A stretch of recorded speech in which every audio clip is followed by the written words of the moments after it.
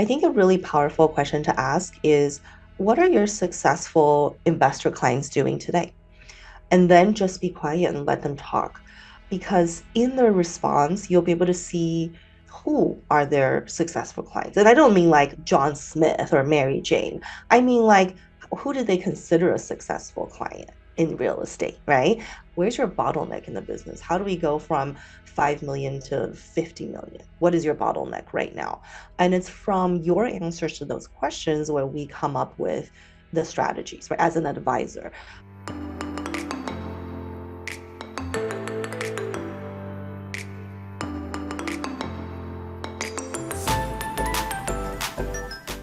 Have you ever asked yourself, how can you save more in taxes?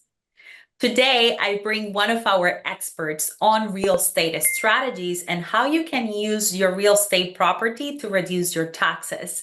And I'm super excited because this is a woman that go beyond to help you achieve your dreams and keep more money instead of giving it to Uncle Sam most of the time because you don't have a proper strategy. So I want to introduce you to Amanda Han.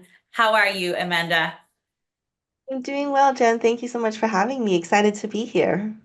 Yes, I'm super excited. I know that sometimes people think that taxes are not sexy. I think you can make them sound very sexy when we start talking about real estate strategies, Amanda. So tell me a little bit of a story on how you end up focusing in real estate taxes strategies and working with investors on that specific niche. Well, it's actually kind of by accident. So I am the third generation of investors in my family. My grandparents invested in real estate. My parents invested in real estate, but I was always taught to go to school, get a good job. And so I went to college and I got my degree as an accountant and I became a CPA. After I got my graduated, I went to work at a Big Four a public accounting firm. And I happened to end up in the real estate specialty group. So, just growing up in public accounting, all of my clients were real estate companies. So, larger commercial real estate, developers. And so, it was sort of by accident that I happened to come from a family of investors and I ended up working in accounting for real estate investors. But it really wasn't until my husband and I started investing ourselves when we realized that a lot of the tax strategies that are just so commonly used by very wealthy people that we were working with at the big firms, how, very few everyday investors knew those strategies. So kind of became a passion of ours to try to bring some of those same tax strategies that are used by the super wealthy, but make it applicable to everyday investors. When did you decide that you wanted to go solo or start your own company? What happened in that process? That was also an accident. So there was a point in time when my husband and I decided we no longer want to be accountants, like we wanted to do real estate full time. Mm. And so we started getting into commercial investing, like getting into real estate syndications. And then we quickly realized that we really missed being on the client advisory aspect of it. Like our passion wasn't in negotiating deals or talking to sellers. Really, both of us were fighting to kind of do like the tax and the strategy side of it. So yeah, it was kind of we kind of went away from doing tax planning and into real estate, and then that was when we realized no, actually we really do enjoy what we've been doing. So yeah, it's kind of also an accident to leave and then come back. One of those great accidents, huh? It ended Yeah. in your lap. I love it. So there's something particular about understanding the strategy to mitigate your taxes or reduce your taxes and also doing the investing side. So you take your passion and what you love and you mix it what you guys what you were doing already, you and your husband, And through that process, you ended advising a lot of real estate investors. What are the main concerns or main reasons why investors approach to your CPA firm, Amanda? Um, I think because our clients are mostly real estate, and I don't mean like full-time investors. We have clients who are just doctors, attorneys, or even other CPAs who have their own business or have a high income job, but they want to use real estate as a way to build wealth and save on taxes, all the way up to people who are full-time in real estate doing large developments, syndication, like that kind of stuff. So sort of like the whole spectrum. But I think people tend to seek us out when they realize they've outgrown their current tax team. And that could be, because they don't get enough tax planning, they're not getting strategies, or just they realize that their CPA doesn't understand real estate, like the real estate aspects of it. Um, so yeah, I mean, we've been really fortunate in being able to find that niche to service people specifically in real estate. Because sometimes when we work with the clients, they come to us thinking about tax strategies, but when we do planning, we talk a lot more than just taxes. Because so many of our clients are in real estate. We have a unique vantage point to be able to share like what else are people doing that's really working well, in any kind of environment, high interest rate, low interest rate, high inventory, low inventory. So it's really helped us to assist our clients, but also with our own portfolios too. For sure. Sometimes you learn observing from other people too. And I bet that that's one of the payback, right? Beyond your services is that experience that you get from your clients, especially that you work with very experienced investors out there. Um, so what is your idea when it comes to syndications? I spend a lot of time like raising capital and syndication for real estate. What is your experience in syndications? What is your advice when investors or busy professionals are considering syndications as part of their portfolio? Yeah, it's actually, I think people tend to fall into two categories. There are people who are super active in their own deals, and they always feel like they don't want to do syndications because they want to be in full control.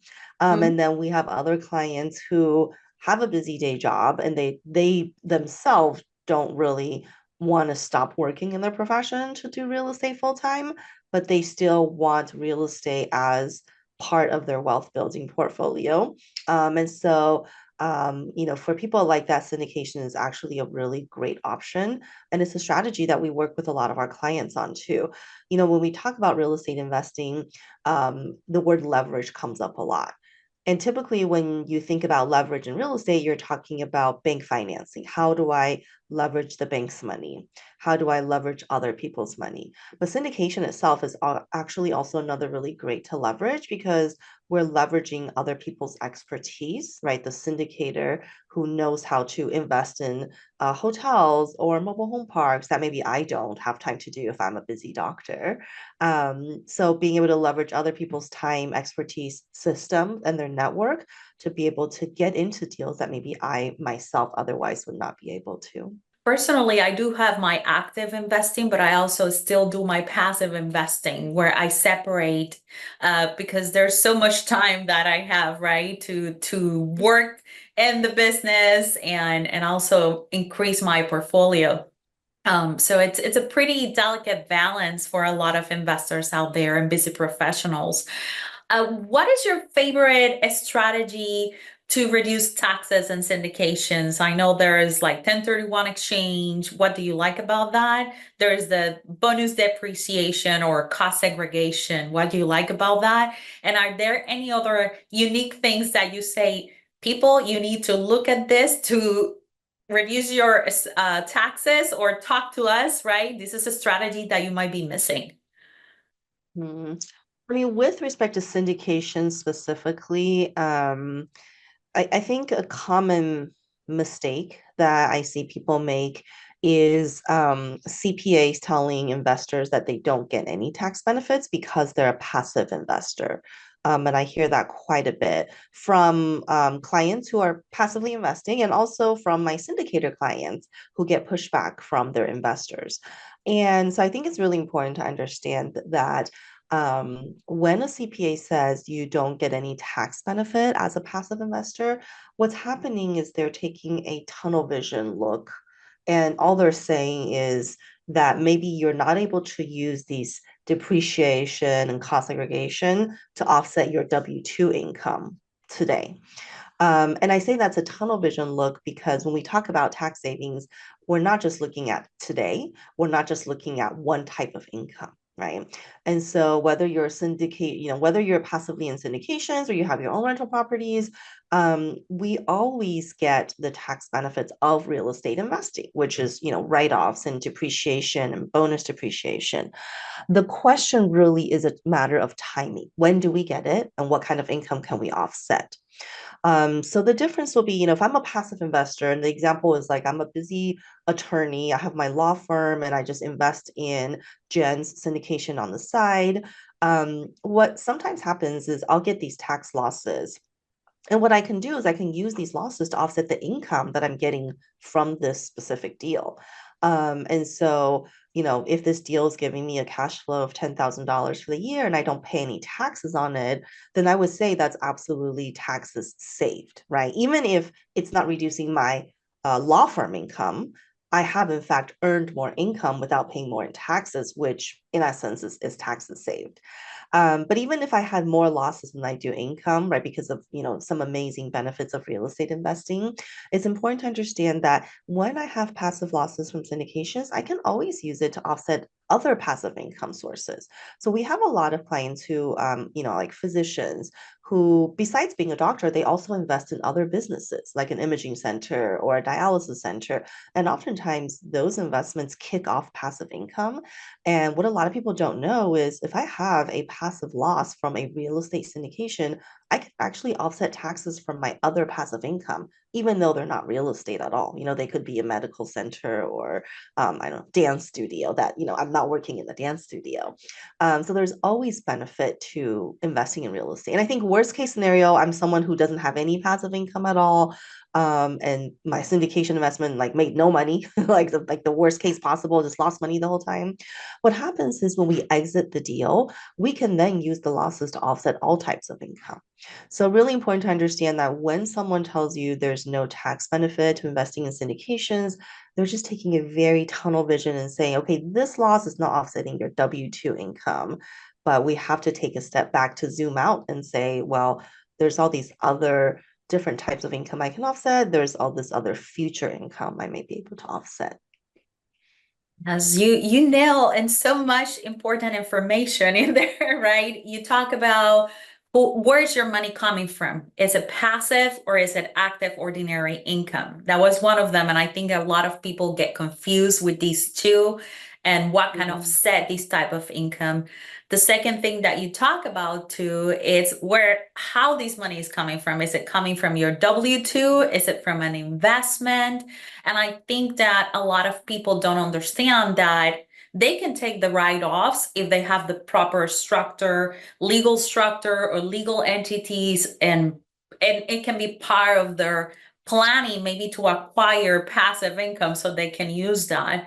So I think that for them to go through this journey, they need to meet with people like you that can reactive slash proactive come and, hey, let's sit, let's look at your situation, and let's find out how can we create a net scenario where you can take these deductions. And I think that that's the part that a lot of investors miss, is that proactive planning in order to create a favorable situation for tax strategies. So I think you guys are great at that. And I love every time you share like the different little tips and nuggets that how you can take the write-offs in the proper legal way, right? So you also mentioned that you work with your husband, and that for me is always fascinating. So let's get more into the personal side. How do you balance your relationship with work with Mhm. your romantic relationship? Oh my gosh, it's very difficult because we're together all the time. Um, but I think it's part of it is difficult, and I think part of it is easier too. So, I've had other colleagues I've worked with over the years in accounting where their spouse is not in the same profession. And in our industry, we're very deadline driven. There's your taxes are due these specific dates. There's no way around that. And so there's always like this crunch time of trying to get things done. And if they're married, if you're an accountant married to someone who's not an accountant, it's difficult to have that kind of understanding, like, hey, you just worked, 15 hours, but now you're home. I want to hang out. Whereas like when we both work together, we're just tired. It's like, okay, the 50-hour day is done. We, both need like just relaxation space. So I think there's, certainly benefits because we're kind of in the trenches together. So we understand what that feels like and where to focus our time on.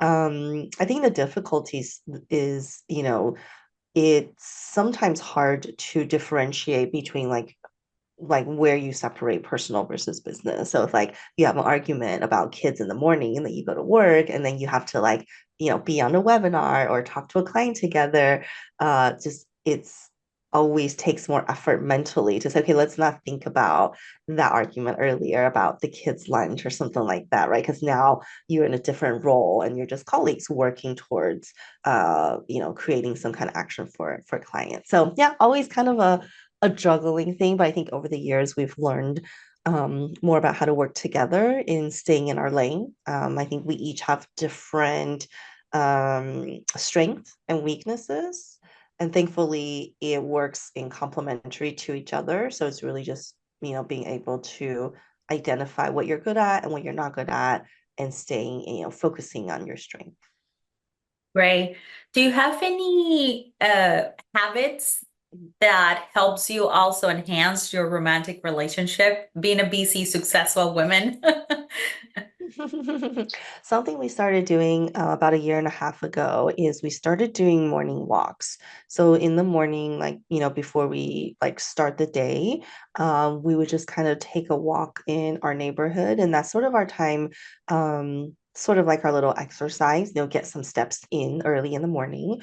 But also we use that as a time to connect, and just, whether it's about work stuff or what is our next travel plan or when are we going to do date night.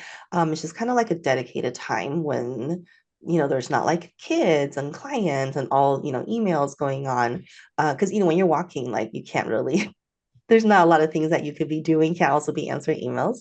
So it kind of like forces us to be more present, and kind of just come together and tackle, whether it's to-dos or what we want to do. I love that. You have your little thingy, right? That help you connect and discuss the relationship. Now, Mhm. how did you guys met? At work. At So work, we okay. both worked, yeah, we both worked at the one of the big four public accounting firms. And like I said, I was in the real estate group. Um, went off. Oh, There you go. You're back. okay. Yes. I lost So you again. Oh, there you go. You're good. You're you're good. good. Okay. So yeah, so like I said, we both worked at a big four public accounting firm. I was in the real estate group, and then my husband was in the high net worth individual group. So naturally there was a lot of overlap, right? Because I worked on like the real estate business and he worked on the owners of those real estate businesses. So there was a lot of overlap and collaboration. And of course, when you're working 15-hour days, then you date who you work with. That's great. I love it. I love it. So, Amanda, I know that you are one of those high achiever women. What drives you every day? What's your story that brought you to this point to achieve this success?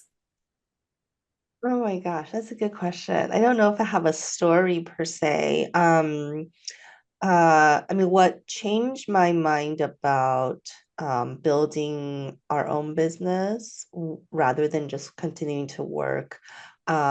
was my dad actually had a stroke when he was pretty young. He was 52 at the time. It was a pretty massive stroke where he was then kind of needed like full-time help. So we were really blessed in that he had enough resources to hire people to help him, take care of him, and keep him at home. But I spent a lot of my time when I was not working, in spending time with him and helping to take care of him. And then I think that was when I realized, like, well, I really just want to have that flexibility of if I wanted to go on a Tuesday or Wednesday with him to a doctor, that I would be able to. And so that was something that was sort of pivotal for me, and thinking, okay, I want to invest in real estate. I want to not just rely on me having to be somewhere, do something every day, like another source of income. And I think going through that really made me realize how many people are in that scenario, as me, but maybe just don't have the ability or don't think about how to build wealth in that way. And that's why we're super passionate about helping our clients. Like I said, not all of our clients are full-time in real estate. We have a lot of clients who are just, W-2 employees at a job or have their small business. And we always focus so much on, like, hey, don't just, don't only think about making more money, think about investing your money, putting your money to work for you, is just as important as making money. Paying less taxes is just as important as making money, because all those basically results in more money, right? The more taxes you save, the less you have to work. The more your investments make for you, the less you have to work. And so it's about getting just more control of your time and options of how you spend your time. You brought a really, really good point. A lot of people are either in working with passion, and other people are just working for survival. And you are showing them a way to how they can make the money work for them to get the free time they need to work in whatever they want. So they can have choices. That's the kind of lifestyle that I think a lot of people want to create. A lot of them don't dare to get out of their cage, and sometimes it's just take to reach out and get involved with communities. I have a few more questions for you. One of them is, it takes a lot of passion to do what you do, Amanda, because it's a lot of hard work, a lot of knowledge, a lot of changes happening in taxes, in rules, in strategies to help people. And during these times where inflation is going to start hitting us even worse, right? Everyone is freaking out about inflation. This is when you are an instrumental advisor for a lot of people that want to create wealth. But we will get to that. My question is, when things get tough, when you are tired, when you're struggling because it's so much work, what really drives you? Hmm. I mean, I think I'm a pretty optimistic person. So, when things get hard, one of the things I learned is to take a look back, to see how far we've come already. I think as entrepreneurs and just people who are typically high achievers, we're always working towards our goal, my goal for the week, my goal for the day, my goal for the month, for the year. And sometimes, yeah, it feels like a struggle outside of inflation or market. It's just like we impose on ourselves these very extreme goals, right? That we want to get to. But I think it's so important just to take a step back and say, wow, here's kind of where I started last week, last year, 3 years ago, and celebrate what we have already done. I think for me, that's always one of the best motivating factors to say, okay, I can do what I set out to do because look how far I have already come.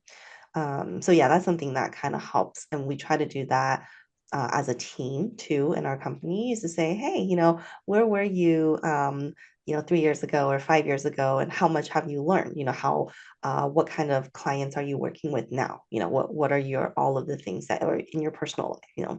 Now that you're married and you have a house and you have two cars. And it's funny, we went through this exercise with some of our team members, and we have some team members who are new, like they just graduated college. So they were like, well, 10 years ago, I was like, in junior high school or elementary school.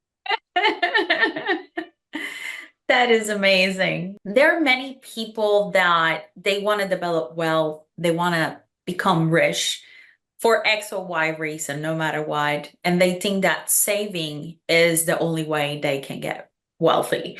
And you and I know that it's not about how much money you make, but how much money you keep and how much you make your money work hard for you. It's leveraging the money that you already work for, right? I call it exponentially growing your time, right? So you can take control of your time back.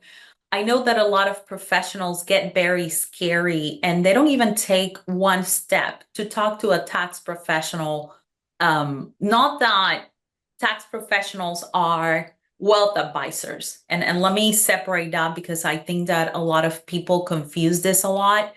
I have a lot of my clients come to me that invest with me and they are annoyed with their CPA because their CPA didn't tell them that they can buy a real estate property or buy businesses to reduce their taxes. So through that process, I think I see it like three people. One, the ones that don't take action because they're too afraid, right, of what can happen when they invest. There's the ones that go all the way, the extreme ones that they invest everything and risk a lot without understanding some of the consequences. And there's the busy professionals that they want to invest, but they want to do it strategically.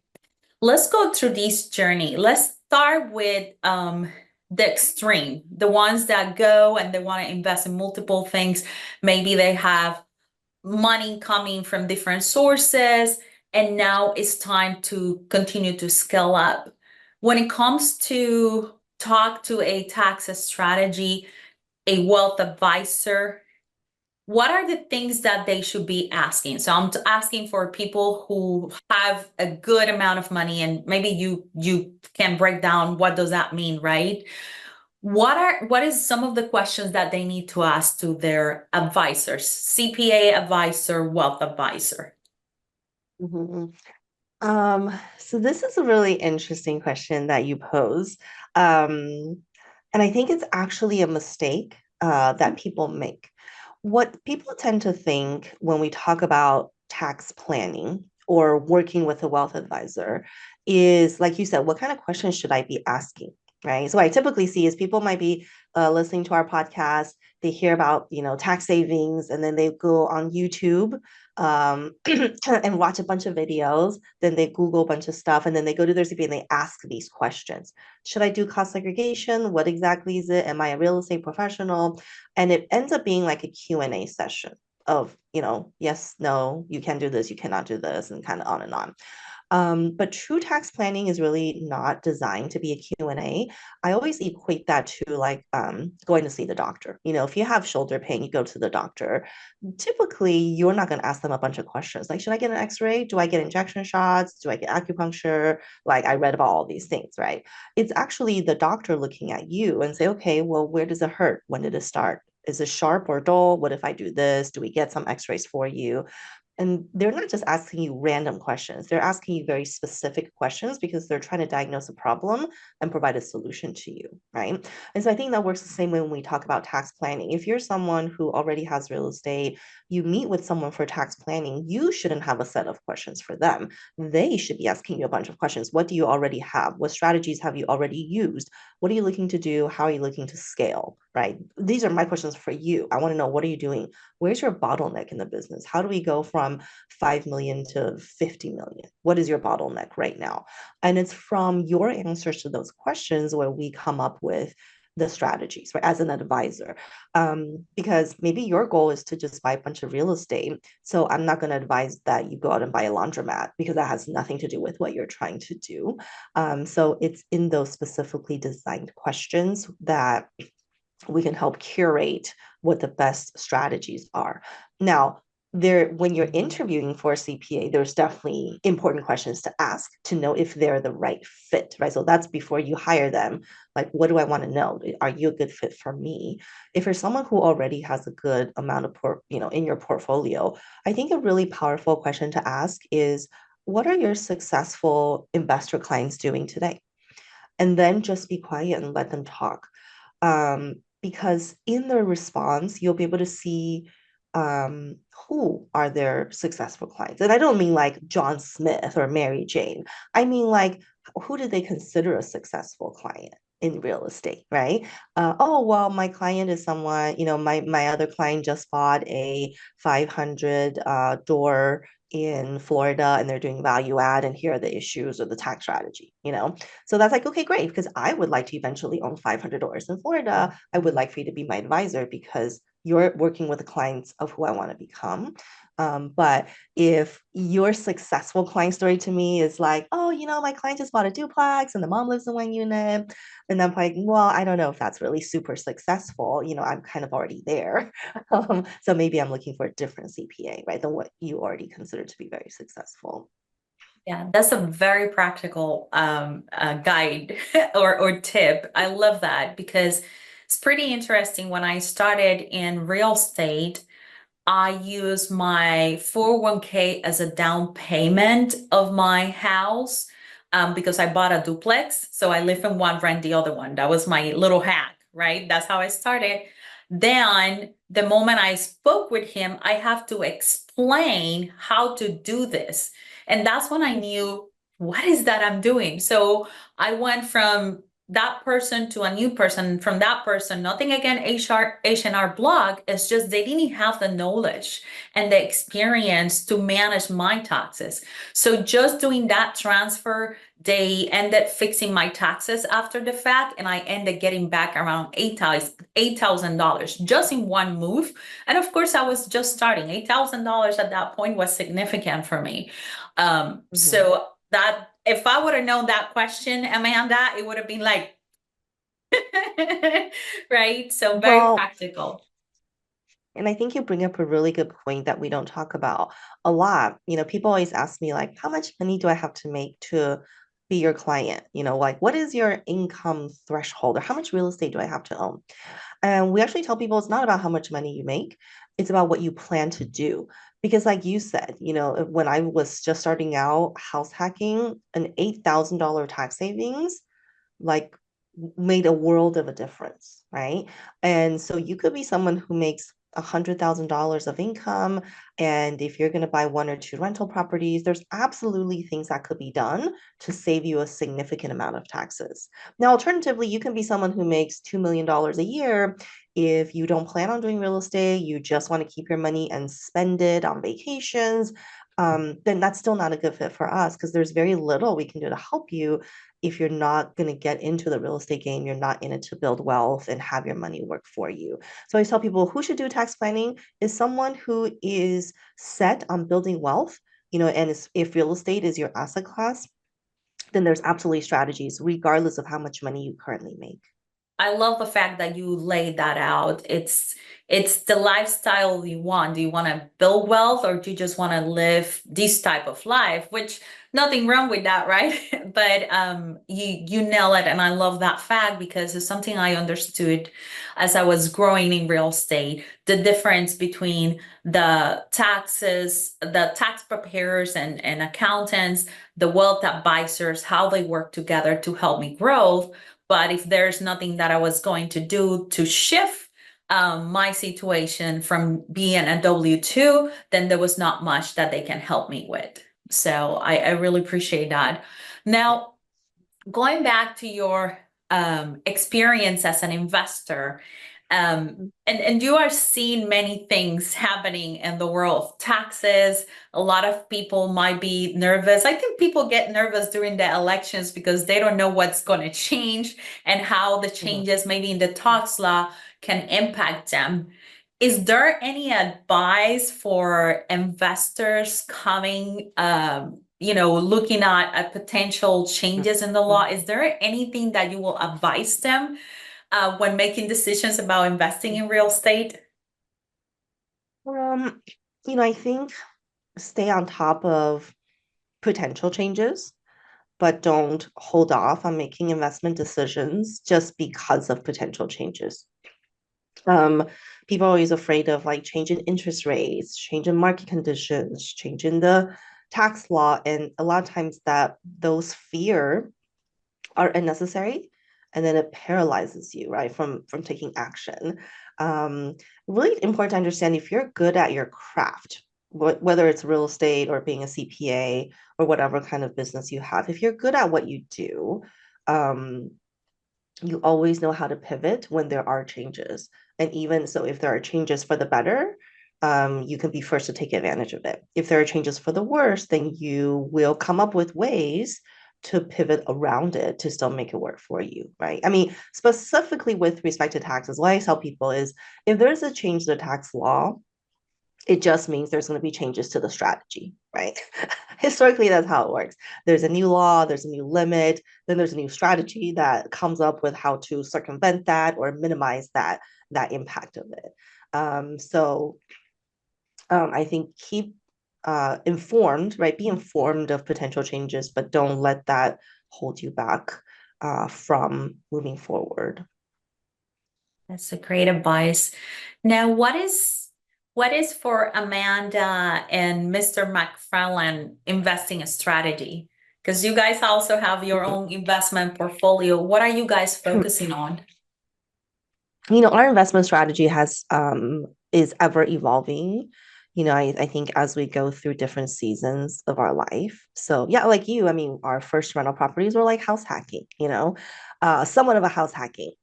So we had like our small single family we started with. And then at some point we moved out of our primary home, turned it into a rental, later sold it and didn't pay taxes on it. So just like a lot of the same things that a lot of our newer investors do. Before we had kids, we had a lot more time and in being more hands-on with our portfolio. I think the last, 3, 4 years, we've focused more of our investing journey on passive investments. So whether it's more turnkey properties, also syndications, we invest in a lot of syndications because a lot of our clients syndicate. So naturally, we kind of see all the numbers and stuff. And that's working out well for us right now because we have young kids and we're building our business, right? So less time focused. And I think that will change again, once our kids are out of the house and business is very stabilized where we just have our team to do most of the stuff. I think our plan is we'll probably get more back to more hands-on real estate. So yeah, I think, for us, it's kind of changes. Our investment plan kind of ebbs and flows depending on which season of life we're in at the moment. And I also see that with clients too. We talk to clients about that as well. Like, hey, you think work for the next 5 years, then maybe we start off with something more passive, more turnkey. But we have to start building the foundation so that when you're at a place to leave your job, you already have a good portfolio and then you can be more hands-on and you'll have more experience at that time too. Yes, that sounds like transitioning is a key factor. And I think a lot of people forget that when they're transition, they have to revisit that strategy, that plan, because it changes accordingly. How often do you suggest that people review their taxes, their planning? How often do you think it's good advice? The answer would differ for every single person. So, like for our clients, where we do planning, we don't have any mandatory meetings. I know some CPA firms have like mandatory quarterly, or twice a year. What we found is that it is most effective when we do planning on an as needed basis. So as needed meaning, before you sell the hotel, when you start thinking about selling a hotel, that's when you should talk to us, right? Because then at that time we have so many strategies and options. If you talk to us after you've already sold a hotel or sold a rental, then there are very few things that could be done. If you talk to us the year after you sold your hotel last year, then there are even fewer things to do. And so for any given client, we might talk to them 3 times a week if they're in the middle of a deal, acquisitions, refinances, repositioning. And then there are times where we don't talk to them for 6 months or 7 months because everything is just kind of stabilized, right? So what I tend to tell people is, try to get unlimited access to your CPA or think of it as unlimited access, even, if your CPA charges by the hour, so be it. But call them when there are potential big investment moves, big financial moves, because talking to them beforehand is always the one that gives you the most flexibility and option when it comes to paying less tax. That's correct. Be proactive. That's the key. That's what I Mm-hmm. have learned. Be proactive. Um, a few other questions. So you are a mom. How do you pass these information to your kids so they can, use this information to take advantage of all the hard works you guys have learned through this year, helping other clients or even with your um, experiences personally? Oh gosh, I don't know if I have an answer to that because I haven't thought about how I would pass it off to them, but I think what's really interesting is I grew up in a family of entrepreneurs. So I said, my grandparents were real estate investors, but they also were business owners as well. And then, a lot of people in my family were like aunts and uncles and are all very entrepreneurial. And so I think for me growing up, I was always surrounded just by like entrepreneurial thinking. When I was really little, my grandma had a bakery, and I think, I mean, I just was so, I always remember I would sit on the counter and like take people's money and put it in the cash register. And it was like the best thing ever. Learning like I give you bread, you give me money. So we try to do that with our kids too. Just, like we talk about work at home too. So the kids kind of, my older one is 13, so he kind of understands, when we talk about issues at work with clients or with marketing. And sometimes he'll ask questions like, what does that mean? Why do you do that? So I think, a lot of that is maybe just immersion, he's around it. Hopefully be able to pick up on, on some of those things. Got it. Got it. Conversations at home about finances. I think that's something that a lot of people still thinking is a taboo. And I think they make it a bigger issue than what it is, right? Because money conversations needs to happen at home and it doesn't have to be a bad experience or stress out. I think that so many people are living under the paycheck to paychecks that talking about that causes them a lot of stress. So a little bit of proactivity or those conversations with the family, I think are very critical. So Amanda, you are a woman of a lot of achievements. You and your husband have grown so much and scale your business. And I know that you guys also love to support not only events, right, to go and train people, but also you do other kind of contributions to the world. Is there anything specific that moves your heart and that your part either is a charity or a specific cause that you're very passionate about? Yeah, I mean, there's so many, but we actually have a nonprofit that we founded, gosh, over 10 years ago now. It's called Animals for Armed Forces. And my husband used to volunteer at the animal shelter, and so we're really big like animal adoptions people. And his dad, my father-in-law, when he was alive, he was part of the military, and so we just had this idea one day. We said, hey, we're gonna raise money, have a nonprofit, and what we want is to help fund adoption costs for people and families of the armed forces.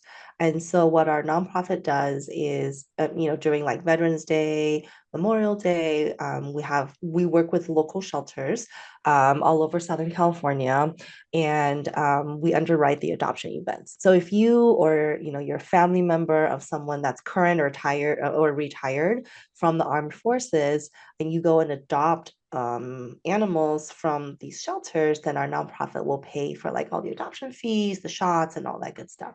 So we thought it was a good way to like, give thanks to service members, but also find forever loving homes for some of these sheltered animals that are, left behind. That's beautiful, Amanda. Amanda, I want to thank you for sharing your technical expertise, for sharing a piece of who you are with our audience.